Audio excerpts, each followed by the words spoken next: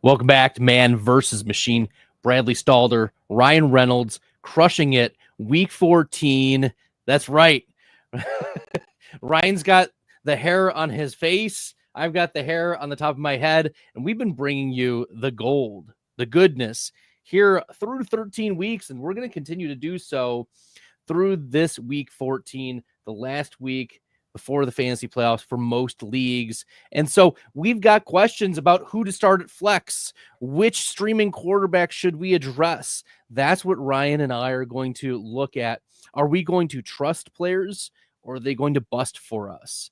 Because that's the title of today's show, Trust or Bust, week 14 and the fantasy playoffs. Ryan, this is the last week trying to scoot on in. Most of the leagues I manage are dynasty leagues, but there's a couple like managed leagues that are, the seasonal leagues that I'm still trying to skirt in the playoffs. But the league I care about most, I'm the number one seed, so I'm happy about that. Yeah, I got a few good ones. I try to play in leagues with most points. Got a few, where I got a first round bye. Look, it's money making season. This is what it's all about. This is what it is all about, and we'll kick it off with arguably the most fun player in the NFL.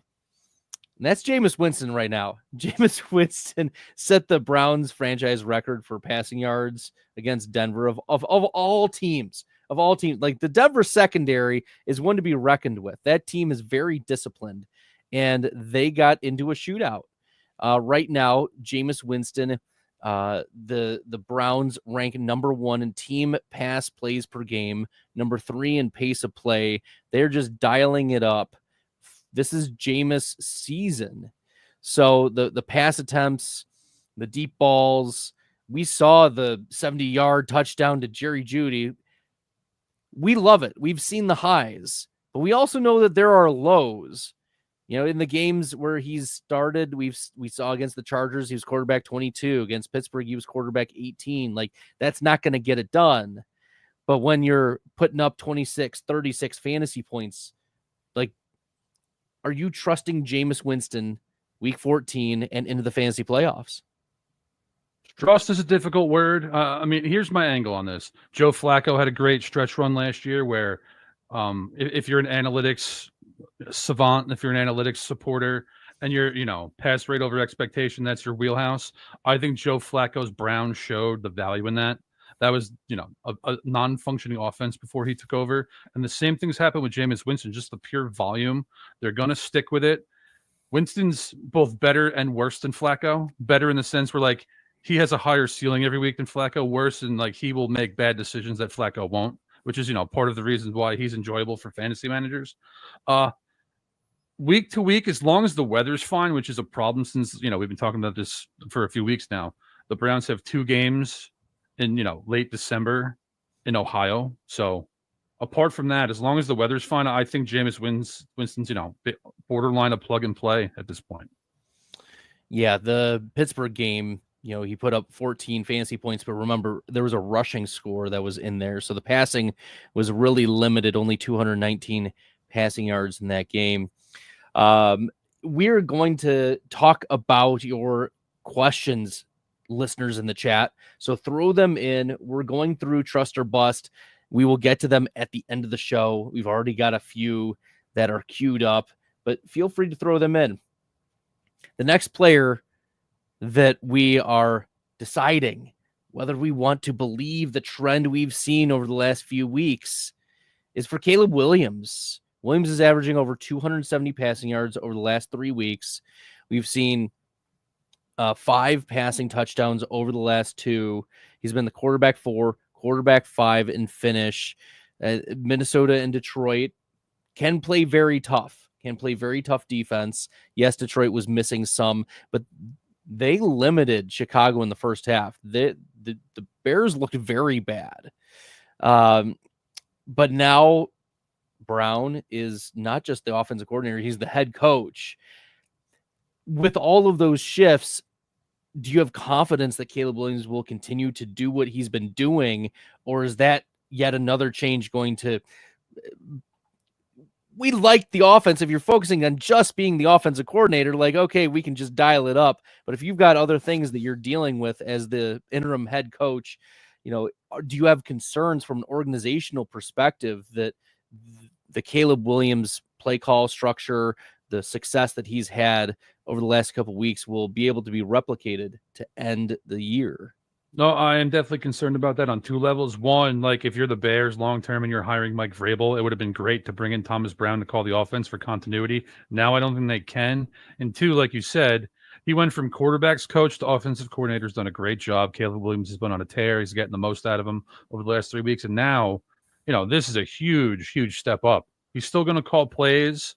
So I think he'll be fine. But I think the timing is good because now you'll get to see. Yeah, you have a week before the fantasy playoffs start. In most scenarios, I would take a wait and see approach this week if I can. But if you're volatile at quarterback, I'd keep him for the last 3 games. This feels like one of those Freddie Kitchens situations. No, I don't hate that. I don't hate that at all. Dysfunctional organization sees some success with a lower ranking coordinator. They elevate him quickly to become the head coach. We'll see if he, responds with success. But looking at Caleb Williams, like taking a step back before we move on to a few other quarterbacks that we're looking at, Williams has had 4 top 6 finishes so far this season. I think when we approach him for best ball for next year, he's got to be one of those players that, yes, the floor is scary, but the ceiling is so tantalizing. You'll bring back Rome Odunze. You'll have DJ Moore. Not sure what the future holds for Keenan Allen, but Keenan Allen has looked good over the last few weeks as well, even if he's not been efficient. So do you have hope that Caleb Williams is going to be once again a ceiling play in 2025?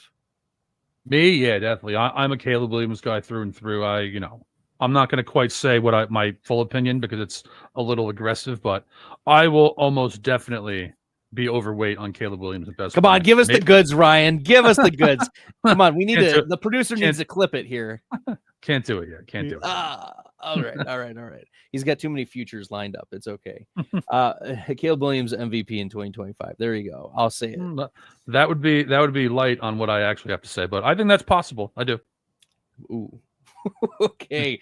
We'll move on to quarterback Geno Smith. Seattle Seahawks started very hot this year. Now it's kind of mellowed out. We've seen over the last few weeks finishes of quarterback 20, 20, and 27 after having 3 of his first 4 weeks as a top 8 quarterback. So what kind of Geno are we going to get to finish the year, Ryan?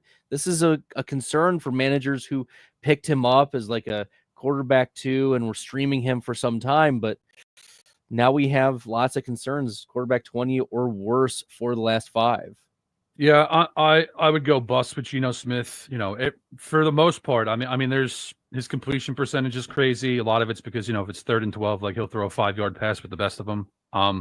The schedule this week's fine at Arizona. I think he's real playable, but versus Green Bay, versus Minnesota, at Chicago, those are all good pass defenses.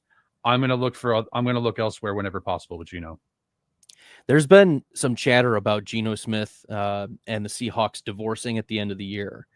And this may be a very tantalizing place for a more skilled quarterback and maybe one more upgrade at wide receiver. You see Lockett, taking steps back. If you still have DK, JSN, and then add another wide receiver plus a quarterback, the team they're 4th in team pass plays per game, 9th in pace of play, 4th in deep ball attempts, 2nd in pass attempts overall. There's volume to be had from a passing perspective. So if you get someone who is just a little bit more efficient, right, this could be a very dangerous team for 2025 Seattle Seahawks. We like what McDonald has done coming in to Seattle.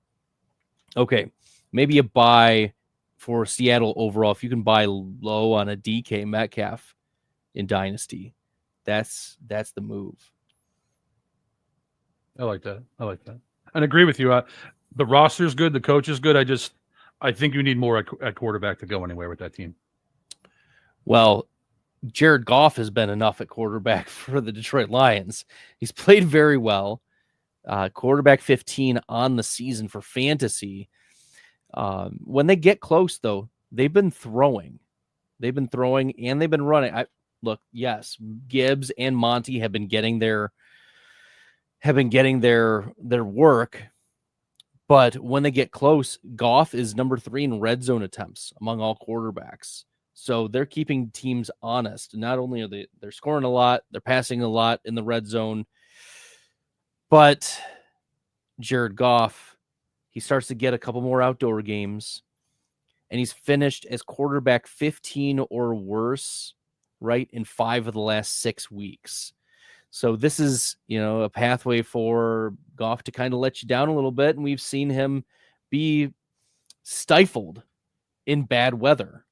That's why we made such a big deal about it, in the offseason. Oh, Jared Goff's going to play the majority of his games in a dome. All of Detroit, Minnesota, and then, a few other places as he's traveling. So are you buying Jared Goff, or is this the pathway is there for him to bust for you? I do think the pathway is there to bust for you.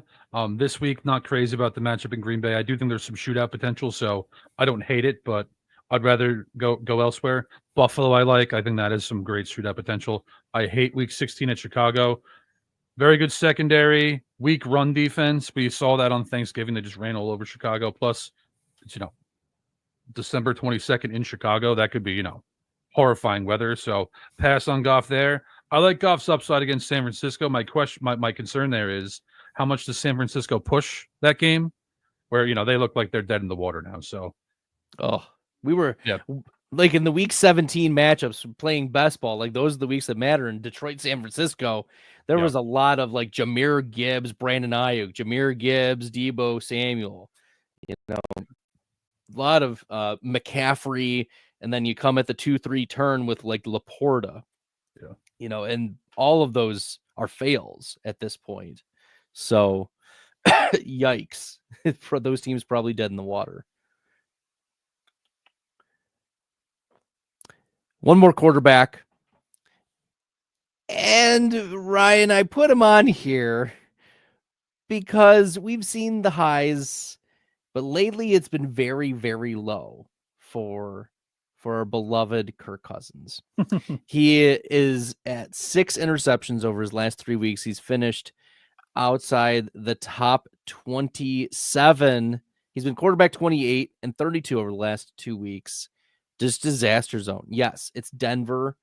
Very tough secondary. Very tough defense. Same with the Chargers. Like very, very tough defense. But what? It's Tampa Bay, where he finished as the quarterback 3. And it was Tampa Bay, quarterback 1 overall. Outside of that, one top 10 finish on the year? Is it Michael Penix season? I mean, it's got to be close. It's got to be close. To add on to that, the Denver game, I don't really care about him having a down game. Like you said, very good pass defense. It is what it is. Last week was not any. I think it was actually the worst game I've seen Kirk Cousins play since he became like an established veteran.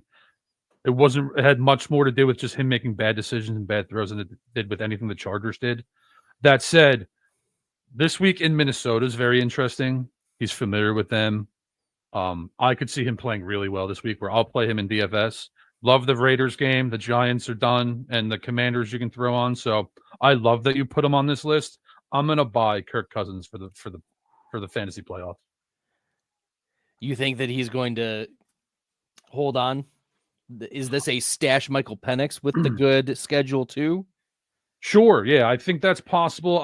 I think he has to bomb against the Vikings because the Falcons can win the division very realistically. They have the schedule to do it. So I don't think you go to the rookie yet, but and they're a veteran team too. So I think they ride with him unless he bombs at Minnesota, then they might make a change. Yeah, Kirk Cousins right now, number 1 in danger plays, number 2 in interceptable passes. Oof, the turnover possibility is all there. I did see an X post on Sunday after Cousins had this disaster of a 4-interception game, which if we can, if you're watching, find the X post. But I recall that the majority, someone did an analysis of all of the interceptions, and almost all of them were when Cousins was lined up or getting the snap out of the pistol formation. And he spent most of his career not in that formation. Yeah. So you have to wonder if that's just been the concern. He's not gotten used to that in the Atlanta offense. So possible consideration as we are moving forward here. That dude has no business being in a pistol offense. So that's, again, some analytics are useful. I love that. There you go. All right, we're going to shift gears here because the people need, the flex goodness. Enough quarterback talk for a second. But before we get into, our Isaac Guerrero takes and our Chris Rodriguez takes, we have a word from the Podfather about Fast Draft. Oh, incredible news about Fast Draft. Fast Draft DFS is live. It's called the Flex 6 Frenzy. You just draft 6 guys, running backs, wide receivers, tight ends for the Sunday slate. You like Jahmyr Gibbs? You like Jackson Smith-Njigba? You like Tyrone Tracy? Draft him. And the beauty is you can just order 5 teams, submit your rankings, and Fast Draft will email you the results. We awarded $1,000 in prizes our first week, and we're just going up from there. Soon there's going to be a select 6. No drafting at all. You just pick any 6 guys. Our DFS mantra, just say no to salaries on Fast Draft. Don't forget there's free tools on Fast Draft too. You want to get ready for startup season? We've created the best Dynasty mock draft experience there is. And if you want to play in these DFS contests and our best ball contest for 2025 are coming very soon too, just use promo code PODFATHER when you deposit and you get a free draft. It's that easy. And you're like, oh, I already have Fast Draft. Great. Refer a friend. Have them put your username in as the promo code, and then you and your friend will both get an instant deposit match up to $25. We got DFS. We got Dynasty Mocks. We got Best Ball. It's all there for you on fastdraft.app. Check it out. And the promo code is PODFATHER. Yeah, I mean, Fast Draft's a new game. It's in your best interest to get in new games early before people find the advantages, before content comes out on it. I try to play it whenever it comes out. I've actually been looking for something like this. Like when draft was a thing years ago, I played their drafts as like my version of DFS Cash. That's what I'm planning on doing with this. I love the platform. Try to get in on early before people figure it out. Yeah, because Bradley's going to be putting out some content here shortly for Fast Draft. Check it out, fastdraft.app, and compete against sharks like Ryan. You can donate your money. Just donate your money to Ryan. All right. We're getting into it with Isaac Guerrero, the speed freak, 4.33, 100th percentile speed score. The rookie was blazing. He was absolutely blazing. 6 foot, 221, ran a 4.33 at the combine. Just absolutely wild. But this is coming on the heels of not only Christian McCaffrey being placed on the injured reserve, but also your canceled fab bids for Jordan Mason. Isaac Guerrero, next man up, right? There were 2 games this year, Seattle and Dallas, where Guerrero handled at least 10 touches, and he scored about 10 fantasy points in each of those, at least 10. So we peg him as the next man up. How confident are you that he's going to get the majority of the workload as a rookie in the Shanahan offense? The San Francisco 49ers did sign Izzy Abanikanda and a few others off the practice squad of other players, like Keyshawn Vaughn is now a San Francisco 49er for your deep cut, degenerates out there. But Isaac Guerrero and Patrick Taylor is the other player at the top of the San Francisco depth chart. Ryan, how are you handling Isaac Guerrero and maybe the San Francisco backfield? Generally speaking, any share of a Shanahan offense, any share of their backfield that you can get, you want. I do think, especially because, some of the bad things that have gone with that team, like they're definitely playing out the string at this point. It would make sense if they want to see what they have in this guy. Abanikanda is an interesting add too. Like he makes sense to me in that offense, but why again? Like the downside is I do think this team is like literally reeling. So I don't have huge expectations, but again, he was worth blowing all your fab bucks this week, taking the shot on that. I would definitely play him. I really like the Bears matchup coming up. That's one that I enjoy. Delicious. So Ryan says not only should you have unloaded the clip on Isaac Orendo, but also fire him up in your lineups. Get him out there, especially in Chicago. We're going to keep moving. Kenneth Walker is the running back 18 in total fantasy points on the season. He's RB 10 in fantasy points per game. He's averaging a career low 3.7 yards per carry, but he's on pace to break his career total touchdown rate. He has 9, or he's 8 right now. His career highs are 9. He started very, very strong with 4 of his first 5 games as top 10 weeks. And now, we saw running back 38, running back 20, running back 16, 15, 43 by the Jets. He had 16 carries in this game. He had 3 targets. Like, the volume is still going to Kenneth Walker. But just like we talked about Geno Smith, like, it seems like the whole offense for Seattle has toned down. Is there hope for a redemption during the fantasy playoffs for Kenneth Walker? Yeah, I'm more interested in Walker than Geno Smith. Like you said, though, the defense has been driving most of their success lately. They've won 3 in a row. Like Walker this week at Arizona. Really like him. Week 15 versus the Packers. Not a huge fan. Week 16 versus the Vikings. Chicago's run defense is shockingly below average. Definitely below my expectations. So fantasy championship week at Chicago, if I'm facing Kenneth Walker, I'm not real happy about it. Ooh, you love to see it. Kenneth Walker gonna hit for your fantasy playoffs. We're banking on it. We love it. He's getting the volume. Like, Zach, they have an opportunity to move away from him. Zach Charbonnet is a day 2 pick. Like, there's some draft capital there, but Walker's handling a significant amount. So 16 touches or more each of the last 4 weeks. He's getting the volume. We're not moving away from Kenneth Walker, even coming off a down week. But Ryan, is it time to, get the bat signal out for Breece Hall? Like, running back 45 against Seattle. Like, both these running backs struggled mightily in this matchup. The New York Jets, Seattle.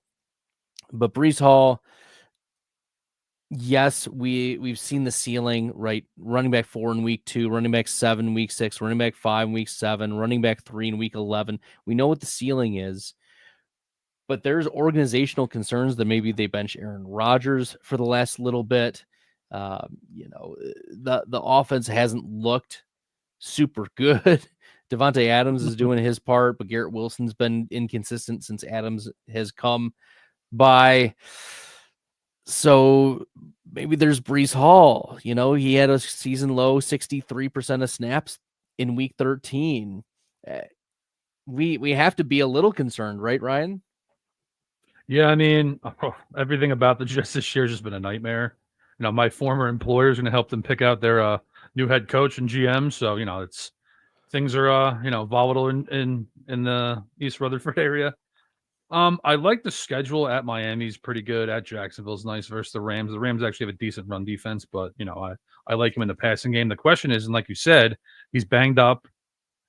Why, if he has any kind of injury concerns at all, especially with his knees, since he's had problems in the past, like, they should probably shut him down. I'm still holding Braylon Allen everywhere I can. I have limited expectations for anything involving the Jets at this point. Yeah, and it's not like, Breece Hall, they're running the ball a lot. No, like, the Jets are 31st in team run plays per game. The most bottom of the barrel, even with efficiency, even with volume. Like, Breece Hall is the running back 11 on the season and running back 13 in fantasy points per game. Like, he is busted for you when we were drafting him in the middle of round 1 this year. Like, a subtle league loser, Ryan, because you have to play Breece Hall. but he's been underperforming in too many games. Agreed. All right, we're keeping it moving. We got lots of players. We were waiting a while for Rico Dowdle to hit, and it looks like he's hitting just at the right time. We've seen running back 8, running back 29, 36, 19, and 6. Yes, like the volume is there. 19 and 22 rush attempts each of the last 2 weeks. Fell in the end zone week 13. He's getting enough targets. He's not a 0 in the receiving game. So we have to be playing Rico Dowdle now as a solid running back too. Doesn't matter the matchup, right? Agreed. Yeah, I mean, I'm in that exact scenario on a wide receiver, on a 0 running back team. He's my locked and loaded running back 2 over guys like Jalen Warren currently. Like the match how can you not like any matchup against the Bengals defense at this point? Everyone's lighting them up. Carolina's good. And the thing here too is Dallas is 5-7. They've won 2 in a row. They're not completely out of it yet, especially since they could potentially, have a tiebreaker against Washington if things fall for the Commanders. Not crazy about week 16 versus Tampa. Definitely not huge about week 17 at Philly, but like you said, running back 2 for the overwhelming majority of fantasy teams. Yeah, Rico Dowdle. This is a player that's near and dear to my heart. I've shared this story before, but he's the reason why I'm here at Player Profiler. I was smoking a cigar with Matt Kelly over a fire at the back of the fantasy mansion and just dropped that Rico Dowdle was actually, during the 2023 season, was the running back 2 to Tony Pollard. And Matt was like, oh my gosh, it's Rico Dowdle, not Malik Davis. Yeah, that's right. So look at us. We're here. We're all here in a sense because of Rico Dowdle. So thank you, Rico. Shout out to you.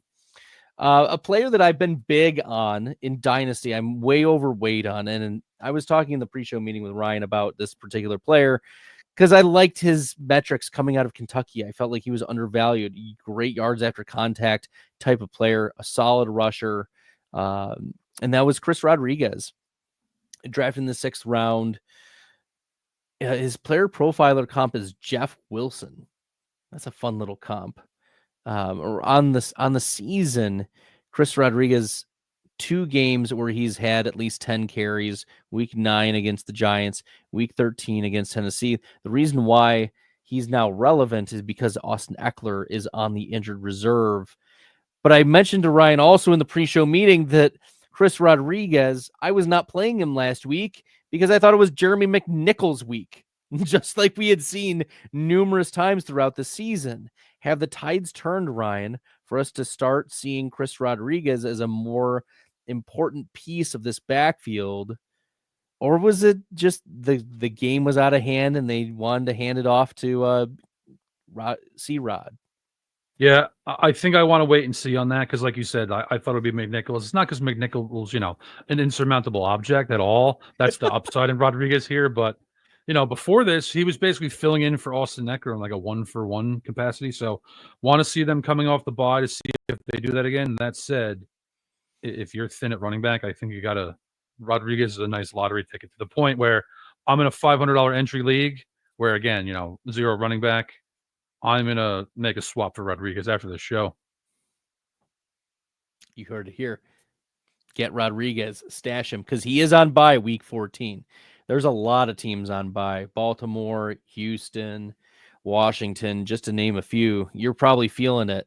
It is bye-pocalypse in many of my leagues. Like, I'm having to start Tank Bigsby in a super flex spot. That's how desperate it is. Yeah, that's not great. It's not great, Ryan. It's not great. That's how disastrous it could be. All right, last running back, and we're motoring. This is great. We're on good pace here. The last running back that we'll discuss tonight is Jonathan Brooks. Now, we've been chattering.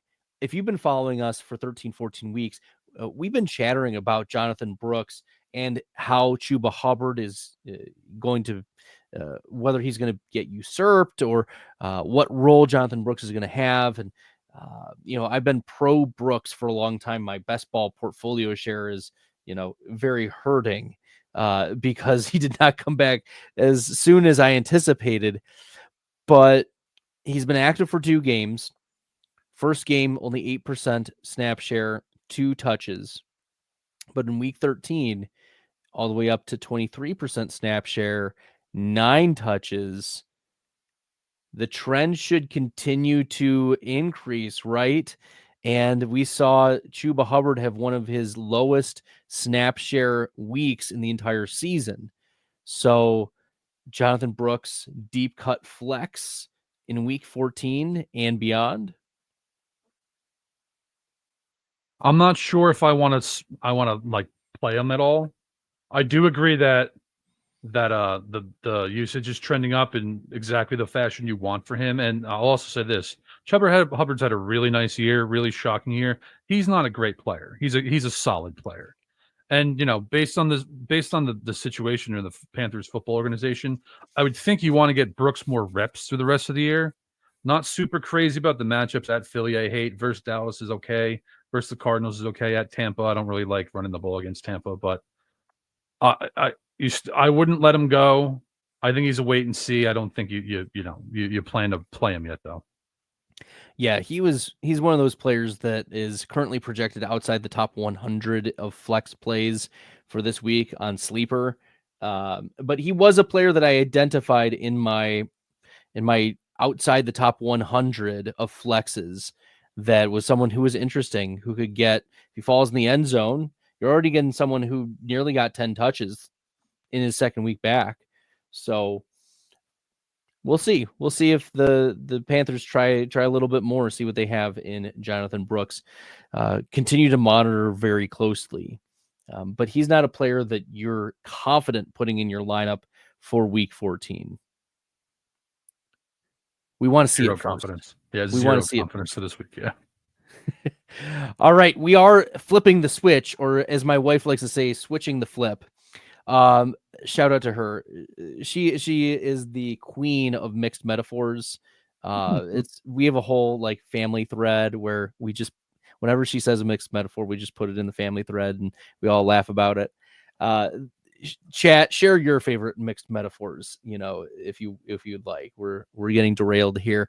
Nevertheless, we've got wide receivers that have hit some highs, hit some lows.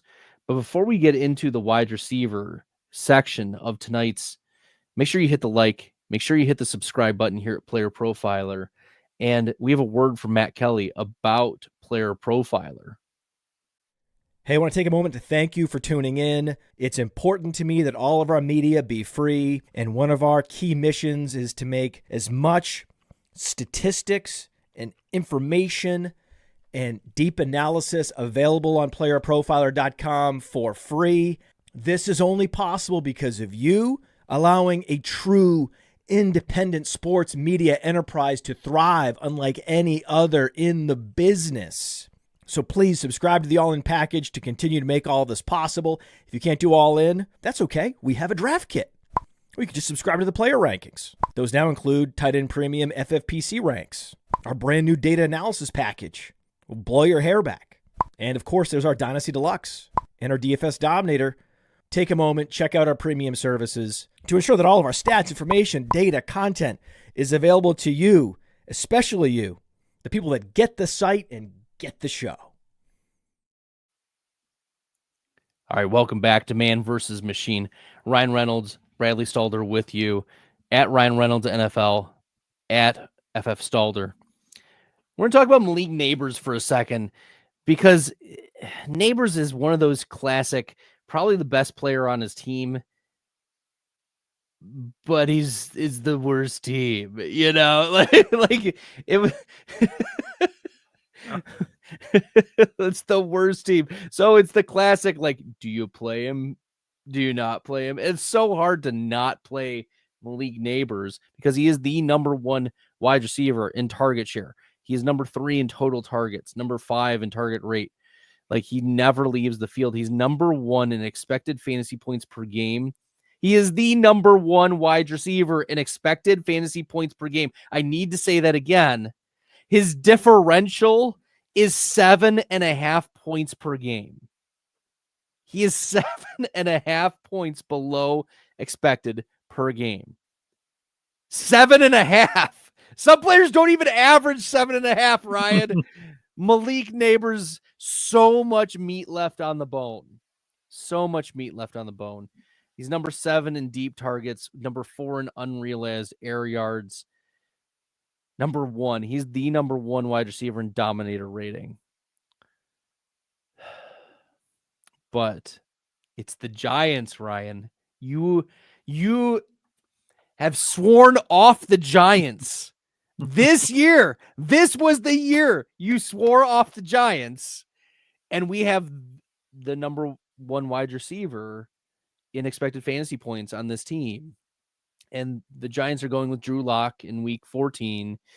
I mean, Lock played admirably enough in week 14. Like, how do you say that politely, right? Drew Lock's heroic effort in Dallas. Well, yeah, and despite all that, 8 for 69,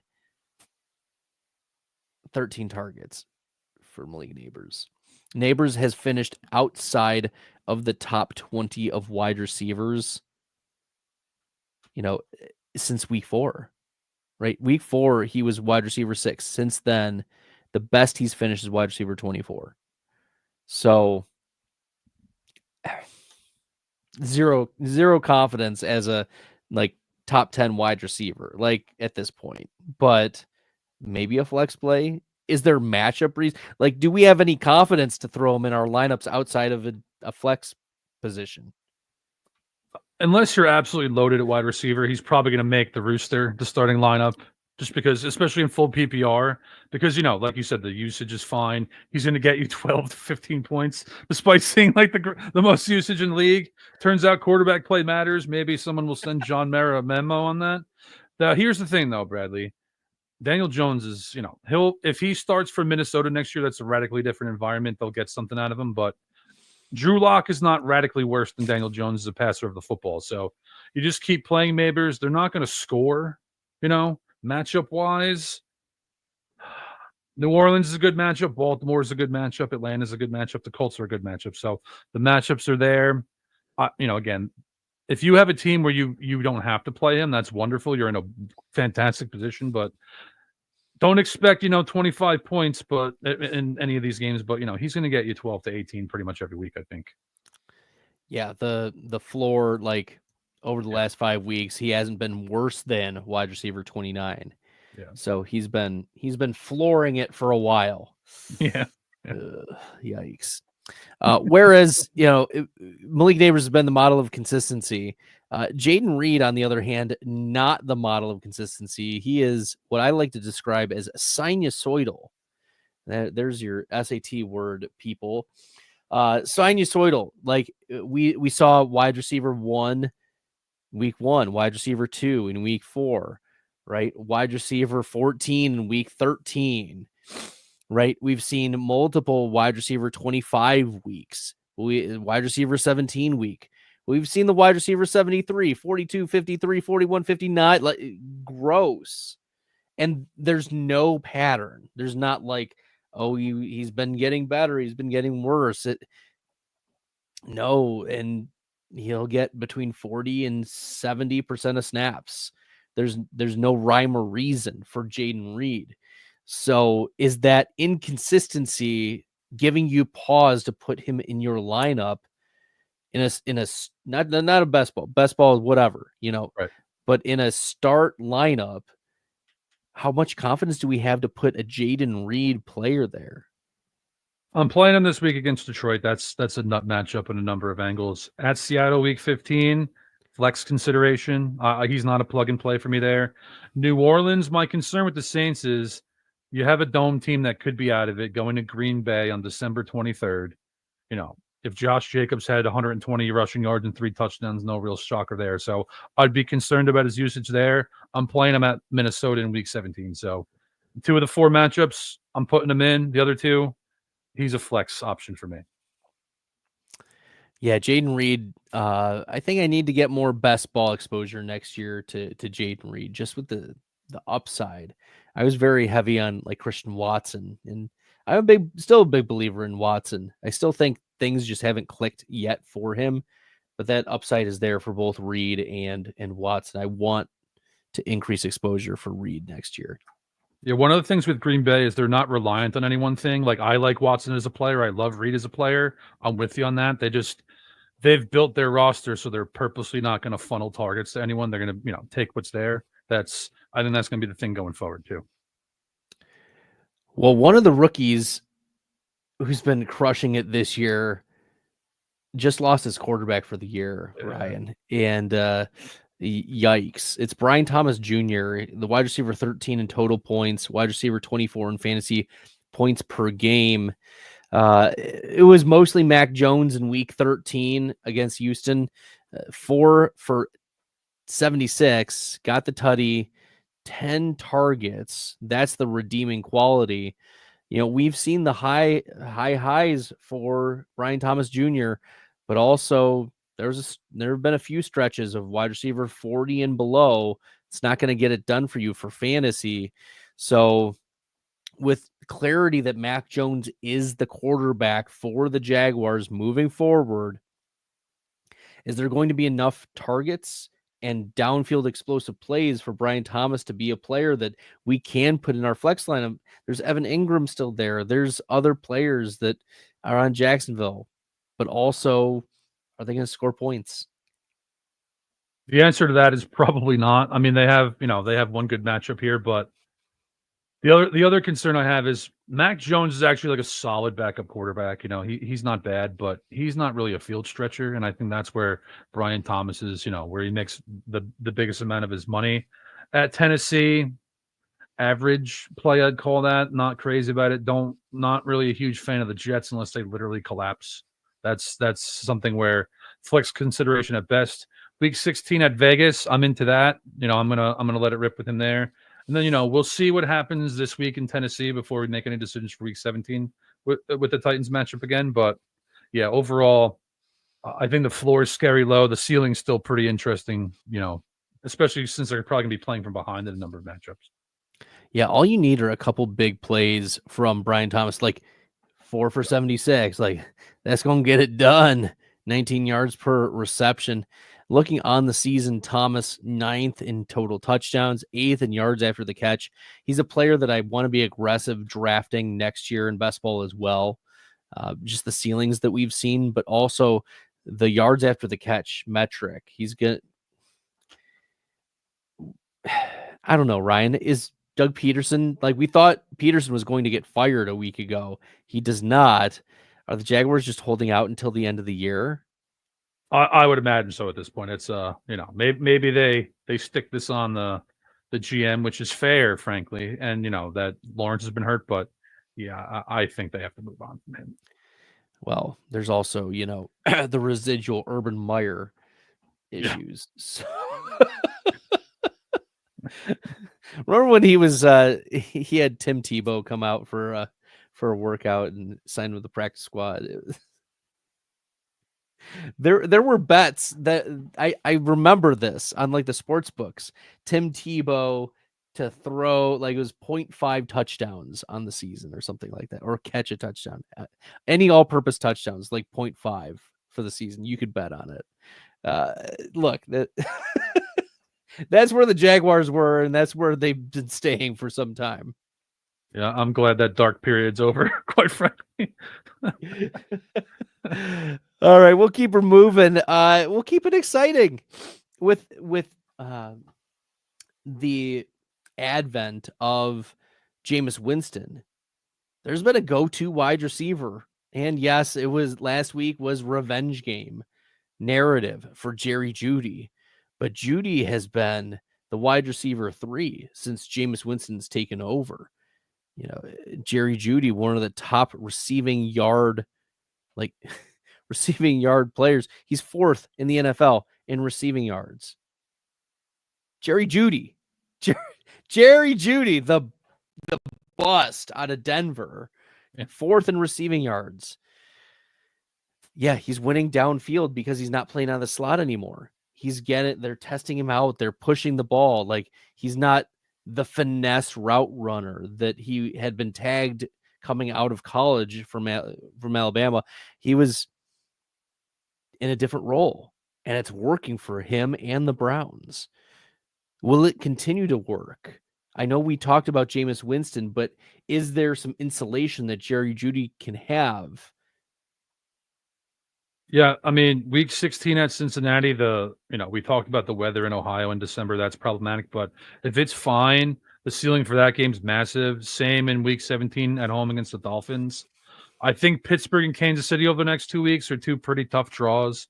They're going to game plan for him. They have the secondary to handle him too, especially against the Steelers. Him playing in the slot more would actually probably benefit him, because when I think of how do you beat the Steelers, it's Jarvis Landry, drags, crossers, sit downs. Not have mild expectations over the next 2 weeks. Dislike him a little bit more this week actually than against Kansas City, but week 16, 17, like again, if I'm facing Jerry Jeudy in the fantasy playoffs, I'm not really happy about that. Yeah, look, he's been very on fire the last few weeks, and I don't think they'll move away from getting him 8-9 targets. Especially, we'll monitor the Cedric Tillman situation, because Tillman plays on the outside as well. But Michael Woods played 70+% of snaps in Tillman's absence, so just probably put Tillman out there, and you'll be confident with Jerry Jeudy still. So you don't have to worry too much if Tillman is returning from the concussion. All right, we've got Marvin Harrison Jr. next in our queue. And Marvin Harrison, he's gotten this reputation of like boom bust. There's been some truth to that, but we saw a season high 12 targets in week 13, 178 air yards. It's the second time he's achieved at least 178 air yards in a game this season, and both times he finished as wide receiver 20 or worse. So, what's your diagnosis of this, Ryan? Is it a Marvin Harrison Jr. problem, or is it a Kyler problem that they're just not connecting? Because Harrison Jr. right now is the number 7 wide receiver in unrealized air yards. That's a very good question. The last few weeks, specifically, Trey McBride's the clear main vein in the passing attack. It's, I haven't looked at the numbers, but like in terms of primary reads early in games, it's McBride for the most part. Harrison came on a bit late last week. I think it's probably I would pin it mostly on a chemistry issue. Like sometimes it just takes time. He's never been a great separator. That's never really been his bread and butter. He's a bit like Keenan Allen, route technician. Even like, I don't want to compare him to Larry Fitzgerald because he was like the beacon of reliability, but his skill set's similar to him too. I like the games. I think Arizona is going to close to win out. I think they're going to finish 4-1. So I think they're going to score points. I think they're going to do well. You got Christian Gonzalez against New England in week 15, J.C. Horn week 16. He's going to get one-on-ones in that situation. Love the week 17 matchup against the Rams. Again, that's one of the things where if you're facing Marvin Harrison in the fantasy finals, you're like, the ceiling's, like 35 fantasy points. So can't trust him. Love him in week 17. I'm definitely playing him in there. But before then, you're probably still playing him in most scenarios just because of the construction of your team. But I don't have as much optimism as I did even a few weeks ago. For the record, I have a lot of exposure to the Harrison Puka double tap at the end of round at the 1-2 turn. It was a fun week 17 tap. Yes. Absolutely. I mean, if you get one of them there, that could be a problem for people. For sure. That could be you won elsewhere. You snuck in and then you got the explosion. That was the plan. Although I was hoping a little bit more consistency from Marvin Harrison, but for sure. We'll get it in year 2, hopefully. Probably another subtle fantasy killer for you if you drafted Harrison at that 1-2 turn. But we talk about fantasy killers. Tyreek Hill has been a fantasy killer for you. We've mentioned that numerous times. Wide receiver 37 on the season, but he finally hit. Ryan, he was a wide receiver 11 in week 13. Got the touchdown. Didn't do much in the first half. It was mostly his second half, like Packers were like, look, like if you want to throw it against us, if you want to do whatever, Yeah. HN Hill, you can do whatever in the second half. We're still going to kick your butts because go Pack go. But this was encouraging, I think, because we didn't see Tyreek Hill get 9 targets since week 8. Right? It's been some time since he's gotten the targets. And the wrist injury had been concerning. The weather was a concern going into this game. So hopefully, we see better days ahead. But how much optimism can you have for a player who only 4 touchdowns this year, had 13 last year? Obviously, a real down year for Tyreek Hill. Yeah, I think it boils down to the pass rush a lot for the Dolphins. And, it's one of the reasons A-Chain's seen so much volume in the passing game. Houston's a problem in week 15. Like, that's my concern there. You're going to scheme more touches to Tyreek Hill. I think you have to. Week 16 versus the 49ers, again, we've been talking about this. I think that's, I especially like Tyreek Hill against uncommon opponents that aren't used to him. I think the ceiling there is phenomenal where, if I'm facing him, I'm like, oh man, this dude could single-handedly beat me this week. And then week 17 at Cleveland, that could be a win game, severe win game. Denzel Ward's an excellent quarter. Mild expectations there. So week 16, I like everything else. I think it's, I think the floor is low. The ceiling's always high with him though. Yeah. Tyreek Hill, we want the ceilings, but we haven't seen it really, one top 10 finish on the season. He's probably a flex play, rest of the way moving forward, because you can't bench him, but you also don't have confidence of what type of ceiling he can give you, given what he did this season. But a player who's just been consistent, you talk about inconsistency for Tyreek Hill, Mr. Consistency, Nick Westbrook-Ikhine. Look, he has had, on average, a touchdown every week since week 6. 1, 1, 1, 1, 0, 1, 1, 2 last week. Finally, a top 10 finish. With Treylon Burks, DeAndre Hopkins gone, like Nick Westbrook-Ikhine has been looked for in the red zone. Obviously, like, he's not a super talent. Like, let's not kid ourselves. Who was it? Someone on Twitter was like, there's no film on Nick Westbrook-Ikhine. Like, no one has. He's a mystery, an enigma to the world. And now, starting in week 6, when he was playing, got the touchdowns, started working his way more into the offense, but he has to be a flex play moving forward, right? He's playing all of the snaps. He's getting usually 5 or 6 targets. He's usually getting a red zone target. And the week 14 matchup should be good for Tennessee, right? This dude has 20 catches and 8 of them are touchdowns. Like, you can't make that up. And here's the thing, because you're right.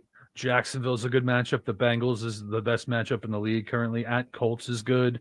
At the Jaguars again, he has wonderful matchups. So I would love to say no, like, this is probably going to stop at some point. And please, football gods, let it stop at some point. But I think given the matchups, and just like you said, he's getting red zone targets.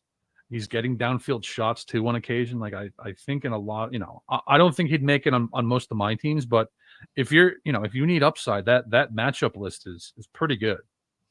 I picked him up off of waivers in a start 6 wide receiver league. Yeah, you're starting him in one of those. Yeah. We're digging deep in the Nick Westbrook-Ikhine sweepstakes. So got a couple interesting matchups. Nick Westbrook-Ikhine definitely on the flex radar, given the snap share targets and red zone targets. All right, we've got 3 tight ends that, Ryan, we need to decide whether they make it in our lineups or not. And for various reasons, Noah Gray, the tight end 19 on the season, former 5th round pick, tight end 22 in fantasy points per game. He's been progressively increasing his fantasy points per game each of the last 4 years, over the course of 4 years. And he ranks number 4 in among all tight ends in explosive plays. So and number 5 in touchdowns among tight ends, number 2 in yards per target, number 5 in yards per reception. Here's like my advice outside of, just the rest of the season. Noah Gray is a massive, massive buy in Dynasty. Like whatever price you're going to pay, the coin is going to go up here in the next year. And he's done enough for us to say, yes, we want Noah Gray. Yeah, I agree with that entirely. I mean, Andy Reid's system, he's been there for years. He's reliable. His playing time, we talked about this before we went live. His playing time over the last several years, like he sometimes outsnaps Travis Kelce, and, Kelsey's getting older. And the other factor here too is, the reliability component. Worthy still, they're trying to make it work with Worthy. He's not there yet. Kelsey's getting older. Hopkins is fine, but he's even still not there yet. Gray's, Travis Kelce and Gray are the two guys on the Chiefs pass catching core right now that Patrick Mahomes legitimately will throw timing patterns to. So, four targets or more in each of the last 3 games. That's usually a good sign for tight ends that are fringe tight ends. He's not a plug and play for most rosters, but if you're desperate, he's, he has upside. He does. He has the upside. And we've seen that tight end 5, 3, and 21 over the last 3 weeks. All right. 2 more. Jonnu Smith. We mentioned Miami earlier, Tyreek Hill, Devon Achane, but Jonnu Smith, he's coming into his own. We waited a little bit for like the David Njoku breakout. Jonnu Smith breaking out in, what is this, year 8? Yeah. The rare 8th year breakout for Jonnu Smith. Had not finished better than tight end 13 in any season, and now he's on pace to be the tight end 6 in fantasy points per game, number 5 in target rate, number 9th in air yard share, 2nd in yards after the catch. Yes, you're playing Jonnu Smith, right? Unless you have Brock Bowers, David Njoku, TJ Hawkinson, I literally think he's at least a consideration versus everyone else. And, after like Mark Andrews, a few other guys, maybe. If you have Jonnu Smith, you're playing him in almost all scenarios. He's literally the main vein of the Dolphins passing offense. Literally. Jonnu Smith, tight end 4. This is Ryan's rankings. There you go. We love it. We're here for it. Come on, Ryan. Be bold. Be bold. Jonnu Smith, tight end 4. I can't get there, but I'd probably say like tight end 6 or 7. Okay. I'd have to go through it, but tight end 6 or 7 probably. I was trying to beg and I know. No, I know. I'm not. Our producers are like, please give us the sound bites. Yeah, please. Give us the viral sound bites. All right, last player for the night, and then we'll answer a couple questions real quick. Kyle Pitts. Oof. Tight end 18 on the season, fantasy points per game, 4th in explosive plays, 5th in receiving explosive play rating. But it's been the targets, 1, 6, 3, and 2 targets over the last 4 weeks. The targets are not there. It's a major concern, Ryan. I don't know if I can give me Jonnu Smith easy over Kyle Pitts. Is it Noah Gray or Kyle Pitts? Is it, as they ask in the chat, Calcaterra or Kyle Pitts? Wow. I mean, I talked with Dalton Cates last year about Kyle Pitts for like 20 minutes. And, my comp to him coming out was actually Plaxico Burress. I don't really think he's a tight end. His usage has been maddening, but a lot of it's his fault. He's not a very physical player for as big as he is. I love the matchups at Minnesota, at Vegas, versus Giants, at Commanders. I love all of those, but zero faith at all at this point. Like, he's a boom bust player. The Noah Gray question would literally be something that would keep me up all night. I might even lead Gray if I need some floor. There we go. Oof. All right. That puts the closure on it. We're going to answer a couple questions real quick. Geraldine 1. He's giving Godwin. He's getting Freiermuth, Garendo. It's a dynasty win now move. Are you pulling the trigger? I actually don't hate it just because of Godwin's injury situation. I think Freiermuth's like a pretty rock solid tight end, but I don't have a ton of conviction either way on that one. Yeah, if that's what I don't know what the roster looks like, but if that's going to put you over the edge in terms of making sure you get a playable flex, Garendo is probably a playable flex. And he says he needs a tight end. Needs a streamer, DST, Kansas City or Tennessee? Oh, that's a good question. Let me just make sure that I know who Tennessee's playing, because I think I do, but I'm actually going to go the Titans against Mac Jones Jaguars. That's an excellent question. Yes, I also agree. Nick Westbrook-Ikhine, bye-week savior. Amen. Preach it, Ferris. Do I trade Cook for Higgins? I assume it's James Cook. James Cook? I wouldn't. I don't think I would. I don't know. T. Higgins, wide receiver 4 on the season, out targeting Jamar Chase. Like, the reason why he didn't do well. Did you see the quote from Mike Tomlin about T. Higgins? So Higgins had like a down-ish game, and Mike Tomlin was like, we had fouls to give. When Shaq is on the field, you foul Shaq. Yeah, that makes sense. Someone's going to pay T. Higgins a lot of money this offseason. I imagine it's going to be the Panthers, but a lot of money. A lot of money. Oh, boy. All right, last question of the night. Tua or Russ, week 14? That's a good question. Let me make sure who they're playing. 14. Let me also say, was it Calcantara or Pitts? I would play Pitts over him. Even with Dallas Goedert out? Yeah, I think that's how I would go. Okay. Who are they playing? The Panthers?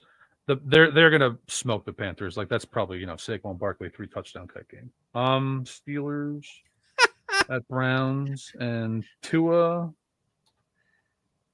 I think I'm gonna go. Ooh. You know what? I'm gonna go Russ, just because the Browns' pass defense has not been what it was, and we've seen that the Steelers have been in some shootouts. So I'm gonna go Russ actually. Let's go Russ. Ride the Russell Wilson wave. All right, shout outs. We got all the people in the chat. Thumbs up. We got fire emojis. We've got all of it. Man versus machine. Ryan Reynolds, Bradley Stalder here with you. The machine. All right, that'll do it for tonight. We appreciate all of you tuning in. Make sure you smash the subscribe button, the like button, share it with your friends, share it with your enemies. 9 o'clock Eastern every Wednesday during the season. Ryan's been great. Thanks so much. Till next time, good luck in the fantasy football streets, everybody. Hey, I want to thank you for being part of this broadcast. If you have any thoughts on it, leave a comment. If you enjoyed it, make sure you leave a like. And if you want to see more shows on the Player Profiler channel, subscribe to it. That's how we know you want more.